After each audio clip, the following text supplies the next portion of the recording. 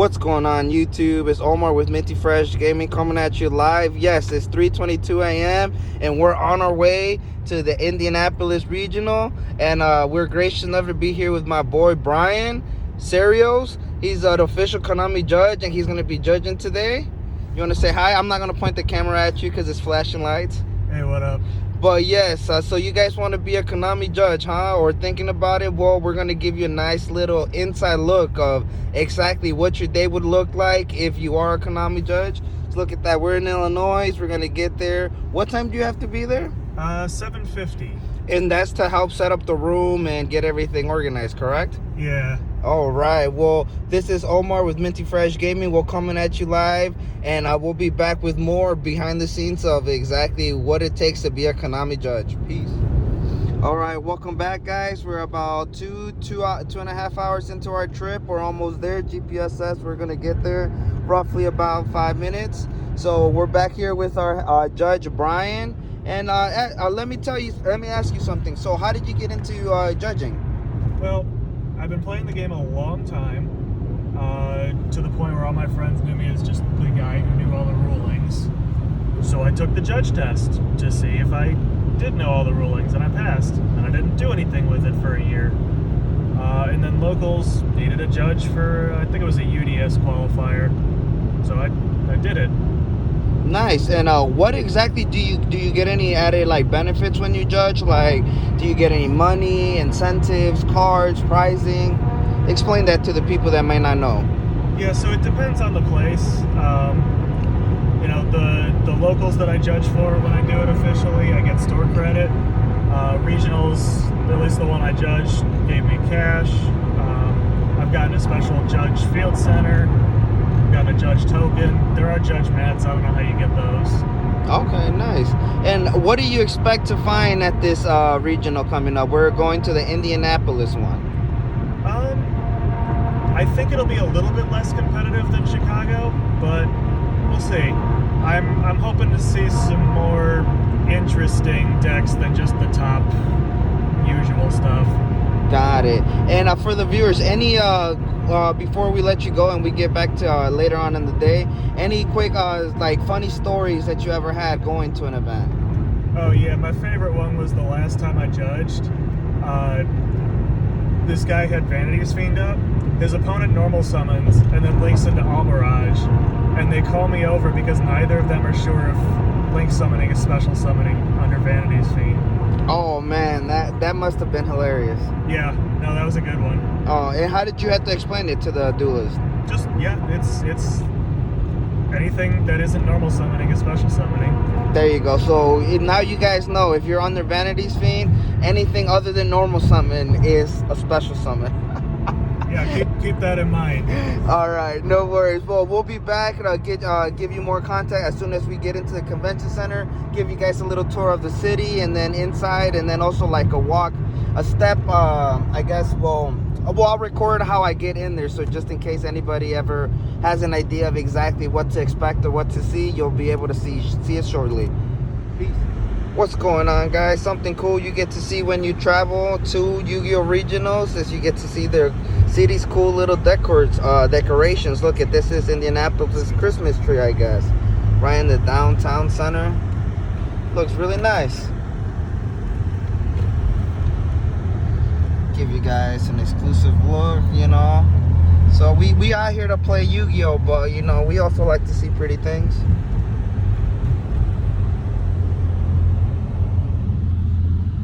To our driver, you guys finally get to see him. Enjoy. All right.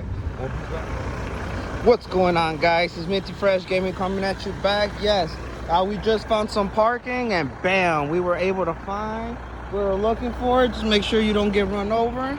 The Indiana Convention Center. Look at that. We're here, boys. If you've never been to a regional, usually you get here pretty early for judges. My boy Brian is already inside. He has to be here at 7:50 to help set up the room, so before anybody else. And then if you ever get wondering how to find your way inside a convention center, because honestly they're fucking huge and massive, you know, usually they're empty this time, but don't you worry. Usually Got a directory, something over here at the wall, so you just always walk. It's not bad.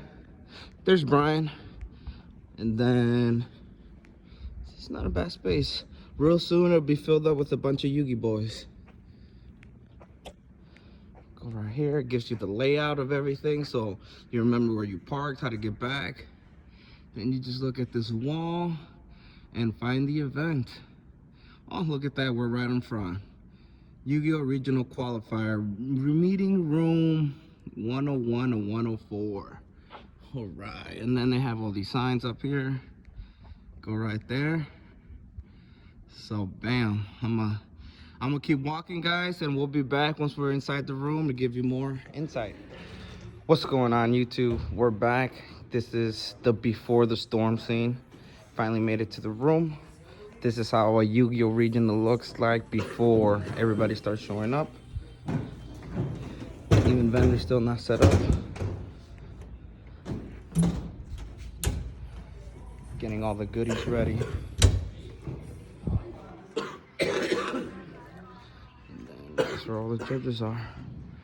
Alright guys, we'll be back later on throughout the day to give you more insight. What's going on, guys? Minty Fresh Gaming, we're back and it's about to start. We're about to get the announcement. There's our head judge Brian. Looking him at what area that he's in.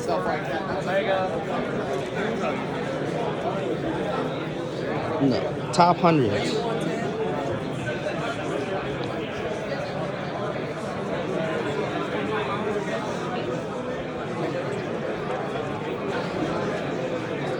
Looking pretty full house today, probably 9 rounds. See how many invites in just a second.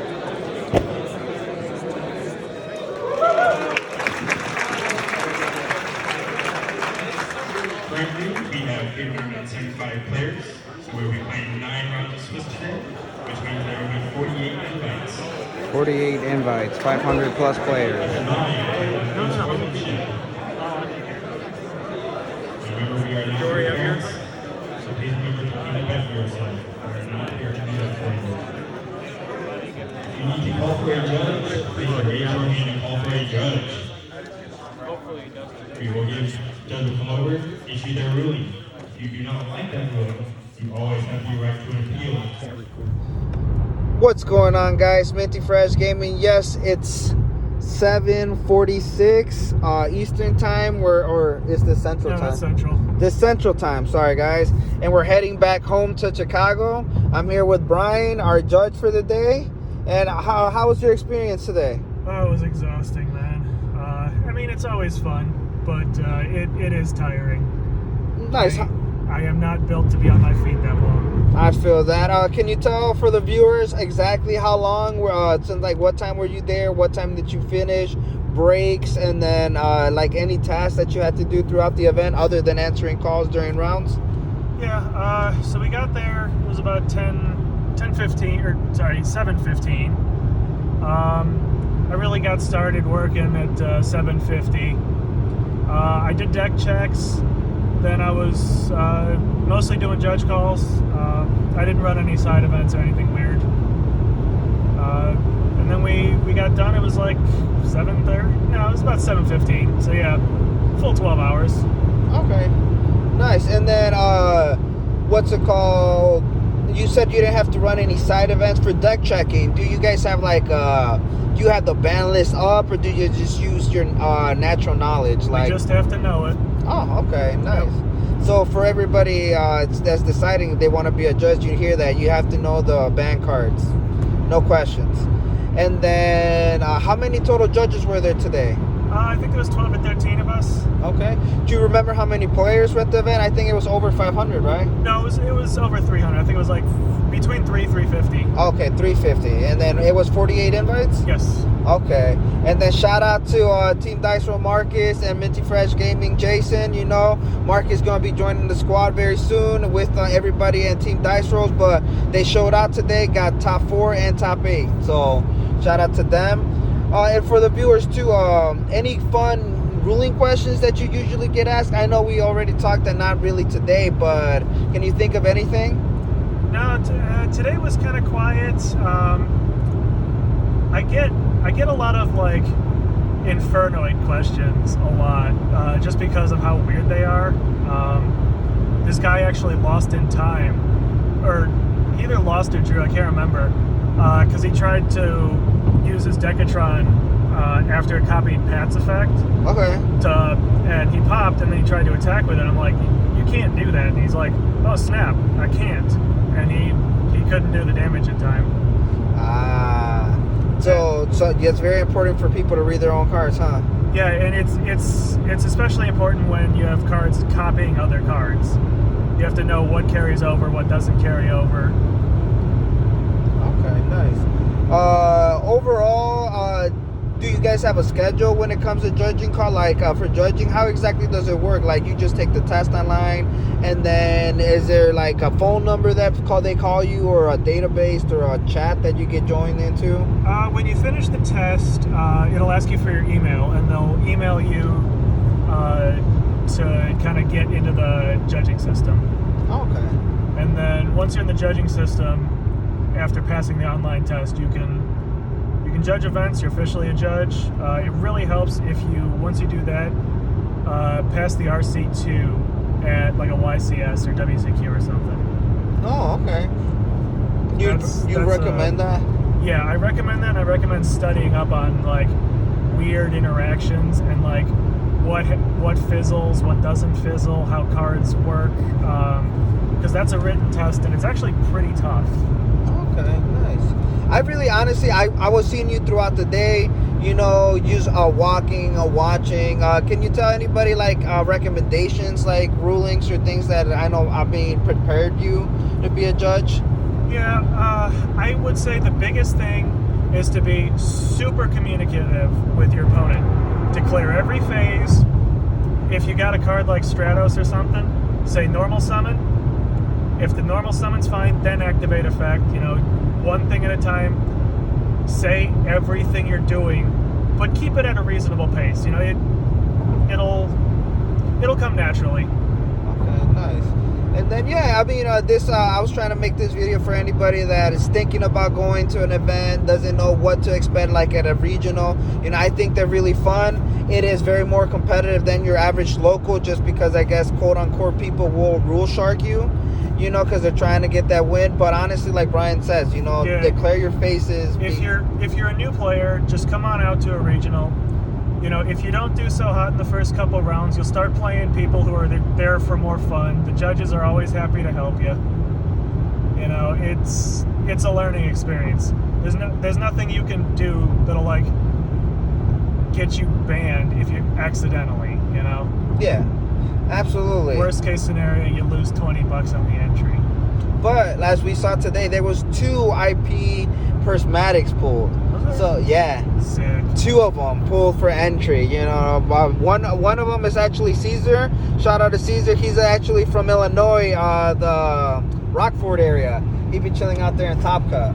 So shout out to him. And then my other boy, he's from Indiana. I know he goes to Rival Gaming. Shout out to them too. I've been everywhere, guys. Fuck. But getting back to judging, so you said 12 hours. Did you get a break at all? Yeah, I got a 10-minute break and a half an hour break. Okay, nice. And then did they provide any food, snacks? Yeah, we got snacks. We got pizza. Okay, nice. So for being a judge, and you got paid too as well, right? Yeah, if you consider it that. Yeah. I'm still a little salty because Chicago pays a lot better. But yeah, but at least they do something for us, right? And it could always be better. Shout out to Konami. Do something 2020. But all right. Fixed time rules. Fixed time rules. That's true. I'm tired of the players bitching about it. I don't think it's fair either. Yeah. Oh, so that's something you hear constantly. The new time rule. Yeah. Nobody likes the new time rule. Like the judges like it because it gets us out of there early. And like I get that, but it's also unfair more times than it is fair, I think. So like they need to look at it. For sure. Maybe outweigh the positives, because at the end of the day, it's their game, right? Their brand. Yeah. If it keeps going like that, the way the game is now, 5-turn rule, even 3-turn rule, like that's not realistic anymore. Turns are too long. But we got to do something. Okay. We got to think of something. Yeah. And then last thing. Let me think real quick. All the questions. How do you so when who runs the event? Is it the head judge? Because I guess I'm a player and I'm talking about my experience. I really don't know. I know that like today who was Guardian Games was the I guess vendor. Yeah. They're the host organizer, right? Yes. Are they the ones who call the rules, or is the head judge the one that talks in the microphone at the beginning? Is he in charge and gives everybody their task? So the head judge is usually the one who gives out tasks. In fact, it's actually the lead floor judge, who's just under the head judge, who tells people where they're going to be and what they're doing. For the most part, the Guardian Games is just like, you know how to run an event, run the event, and they'll handle what they need to handle. Got it. They just handle the payment and the packs. Yeah. Okay, cool. They run the side events. They keep it moving. I think they're the guys that enter the scores as well. Okay. But yeah, when it comes to like actually putting the papers out, dealing with the pairings, that's mostly the judge. Okay, cool. I've honestly always wondered that myself, just because I've always been to a lot of these events. I'm like, man, cool. I don't know if there was a Konami like person that's not a judge, that's just there to oversee the events. Nope. Okay. So it's just really the head judge does the thing, Guardian Games or the host organizer in any of you guys' area just kind of handles the money and the side events and make sure that the event runs smoothly. Yeah. Cool. Any special requests that sometimes you get, like say, does the head judge maybe sometimes before an event say, hey guys, watch out for cheaters, watch out for slow players? Oh yeah. Is there any notes that you got, maybe like a little huddle? Yeah, at the beginning he told us how we were specifically ruling a couple of cards, in this case Thousand Eyes, like what happens when it gets ogred. Then towards the end, like the last 2 rounds, we were really supposed to be keeping an eye out for collusion and slow play, because that's when it really starts to get bad. And what's a couple examples of that? Do people like kind of slow play on purpose, try to just tie, or how does that work? I mean, like you can look at the clock and be like, oh well, I'm up in life points, I can really take my time and think, and no, you can't. If your pace of play suddenly changes for no reason, like even if it's not significantly slower, if it's noticeable, that's slow play, because slow play is objective to the judges. Okay. We actually got a piece of advice today from one of the veteran judges. He said, slow play is subjective from judge to judge, but if you think it's slow play, it's slow play. So don't test your judge. Makes sense. Don't do anything special. And I guess I know what you're talking about. Without naming any names, I was around the top tables, and I would see sometimes when an opponent, when someone would activate, say something like a Cosmic Cyclone or an Upstart, I saw that the opponent afterwards was kind of be a little bit more slow. Maybe it wasn't on purpose, but they would make sure to check the graveyard before every interaction, start reading. And then once they were dealt damage, they started doing these hand gestures that kind of like hurry up. So I don't know. That's good. Something good to keep an eye on. Yeah. And then going back, you said that the judges or the head judge would actually give you advice on how to rule on certain cards. Yeah. Well, there was kind of like there was a ruling made for I think it was Thousand Eyes, about like what happens if it gets ghost ogred. Yeah. At YCS, whatever the last YCS Pasadena? was. Probably. And he said we're upholding that ruling. If that comes up, if Ghost Ogre is activated on Thousand Eyes, it doesn't take the monster stays on the field. And kind of like he gave us like, this is probably going to be a hot ruling. We want to be all on the same page. This is how we're doing it for this event. So nice. That was interesting. I think they did something like that at Chicago too. The last one, I can't remember what it was though. Okay, cool. Any other rulings or any other tips like that? Did you remember any? Because I remember Servant was a hot one like that too back in Pasadena, where if you have say 6 counters. And yes, they did actually touch on Servant today too. They said that you would not get to try again. So it removes all the counters if it gets negated. No. Oh no. Well, if the card gets negated, like say impermanence or something, it's no longer able to hold counters. If the effect gets negated, like the activation's the wrong word, but if you ash it, not negating the whole card, then it still keeps the counters, but you're not able to try again. Which personally is not something I would agree with, but that is how it was ruled, and that was how we were supposed to rule it today. Nice. So I like to hear this. Konami actually has a little system in play and tries to keep consistency all around. You know, making sure that I guess Ben, you never know game mechanics that had judged. They all have their reasonings, right? But at least we know that consistency is being upheld. No matter where you're at or whatever event, you know, the judges do communicate and try to get the best rulings possible. Okay. Well, before thank you for your time, Brian. Now we just have a 2-hour drive back. This was your inside look of exactly if you're thinking about being a judge or if you're thinking about going to an event. You know, this is exactly, you know, what you would see. To be honest, any tips you want to give before we head off? Not specifically, just you know. If you've already been playing a while, try the judge test. It can't hurt to try it. You can take it as many times as you want. Just get your judge certification. You'll never know when it'll come in handy. Like my locals just needed a judge for the UDS qualifier like 2 years back, and I was just like, shit, I'll do it. Fine. Nice. And they give you nice little goodies, right? Yeah, I got some store credit, and I got a judge token out of that. It was pretty cool.